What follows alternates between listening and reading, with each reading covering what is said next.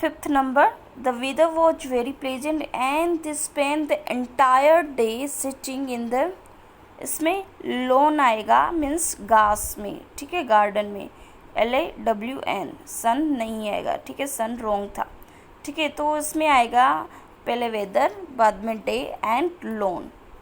फिर see the next point, it is impossible to mix petrol and water, so what it suited, petrol and water, not salt, so petrol और water ही इसमें suit कर रहा है।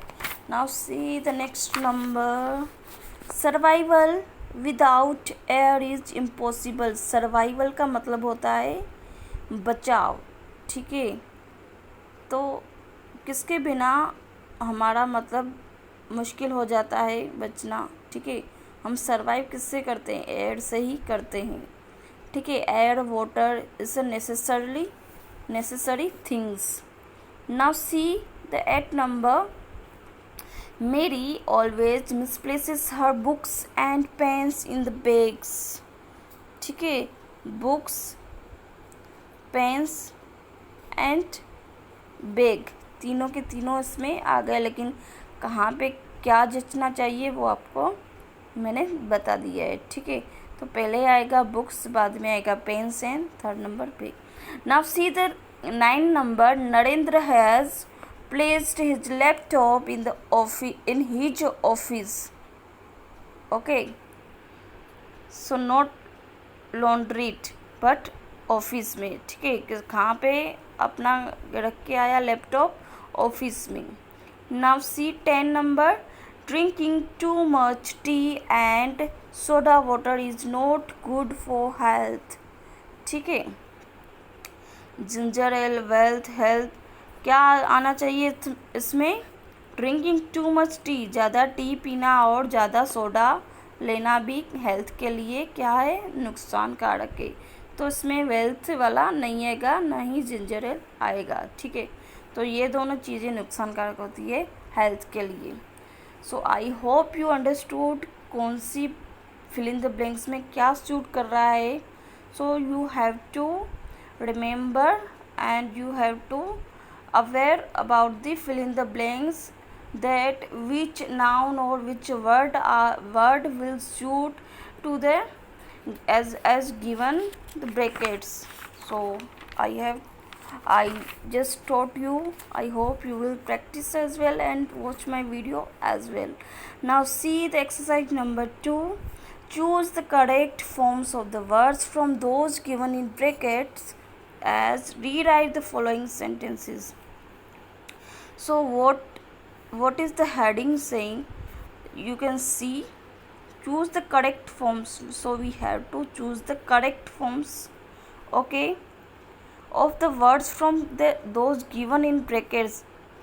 कहाँ पे, ब्रैकेट में जो दिया हुआ है वर्ड्स, उसका हमको करेक्ट वर्ड चूज़ करना है और उस पर क्या करना है, रीराइट करना है, फिर से लिखना है। या तो अंडरलाइन, मैंने अंडरलाइन कर दिए, आपको मतलब अच्छे से सेंटेंस जो कि मैंने अंडरलाइन की, आपको अच्छे से ऐसा लिखना होगा, I would like to have rice at lunch time.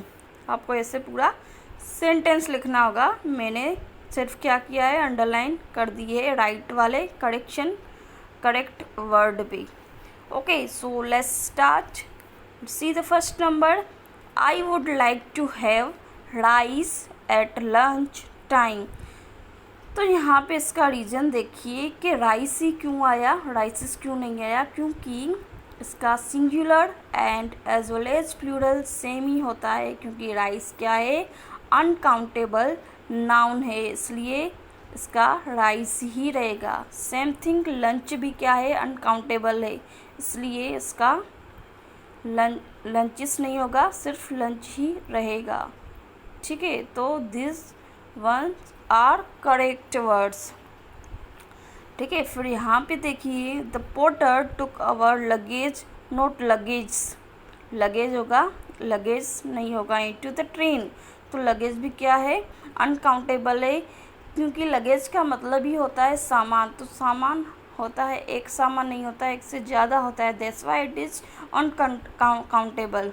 ठीक है, और इसका सिंगुलर प्लूरल फॉर्म, इसलिए ये एक ही लिखा जाता है, लगेजेस नहीं होता।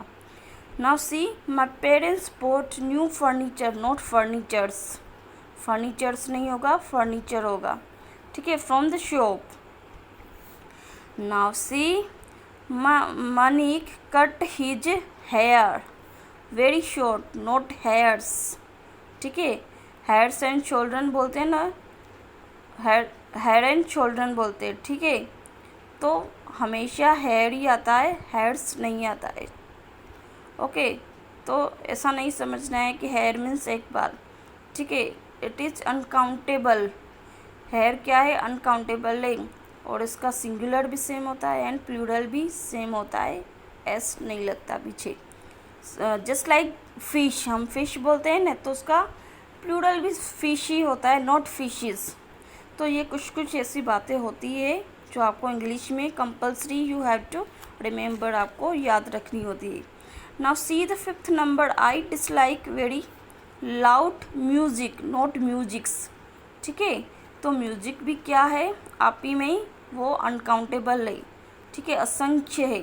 म्यूजिक हम बोलते हैं तो एक से ज़्यादा ही होता है, और इसका सिंगुलर प्लूरल एक ही फॉर्म होता है, उसमें एस नहीं लगता। Now see, Janet went to buy bread from the bakery, breads नहीं आएगा, ब्रेड आएगा, क्योंकि ये खुद ही में अनकाउंटेबल है। Okay, now see, and remember one thing, जो अनकाउंटेबल होता है उसका मोस्ट ऑफ क्या होता है, जनरली उसका सिंगुलर फॉर्म में ही इसको लिखा जाता है। मीन्स होता भले बोलने में प्लूरल है, ठीक है, होता प्लूरल है, लेकिन उसका सिंगुलर जैसा ही हमको लगता है, बिकॉज सिंगुलर एंड प्लूरल एक ही उसका वर्ड डिक्लेयर होता है। ठीक है, एस के यस नहीं लगता पीछे। Now see, Sandra cut her arm and a lot of blood flowed out on the floor। ठीक है, ब्लड है तो ब्लड को आप कैसे गिनोगे, नो, ऑयल है, ब्लड है, वाटर है, फ्लो है, फ्लड है, इन सबको हम नहीं गिन सकते, that's why it is uncountable. तो ब्लड आएगा, ब्लड्स नहीं आएगा। Now see 8 number, the bleeding noise, not noises. ठीक है, द ब्लेयरिंग नॉइज, नॉइज का मतलब होता है आवाज़ बहुत। ठीक है, नॉइज पोल्यूशन बोलते हैं ना, वही है। ठीक है, in the room gave me a bad headache, it's a headache not head H. Okay, so many students are saying head H, but it is headache, जैसे बैक एक होता है ना, वैसे ही headache. Okay, so noise है वो आप ही में क्या है, अनकाउंटेबल है। ठीक है, तो उसका प्लूरल सिंगुलर एक ही होता है, नॉइजेस नहीं लगता। Now see, I must make an appointment, not appointments. ठीक है, अपॉइंटमेंट आएगा to see the doctor. Now see, can I have a look at the newspaper. ठीक है, न्यूज़पेपर आप ही में ही प्लूरल फॉर्म है। ठीक है, और अनकाउंटेबल है। ठीक है, प्लूरल फॉर्म क्यों है, जैसे कि इफ़ यू रिमेंबर मैंने आपको सिखाया था, न्यूज़ का मतलब ही होता है, ये 4 आप वर्ड डिवाइड करोगे, अलग अलग करोगे तो आपको पता चलेगा। एन का मतलब होता है नॉर्थ, ई का मतलब होता है ईस्ट, डब्ल्यू का मतलब होता है वेस्ट, एंड एस का मतलब होता है south. Means north, east, west, south, चारों दिशाओं से जो खबर आती है उसको हम न्यूज़पेपर या तो न्यूज़ बोलते हैं। ठीक है, तो इसमें एस लगने का तो सवाल ही नहीं उठता, that's why it is as it is written newspaper। So I hope you students are getting my point।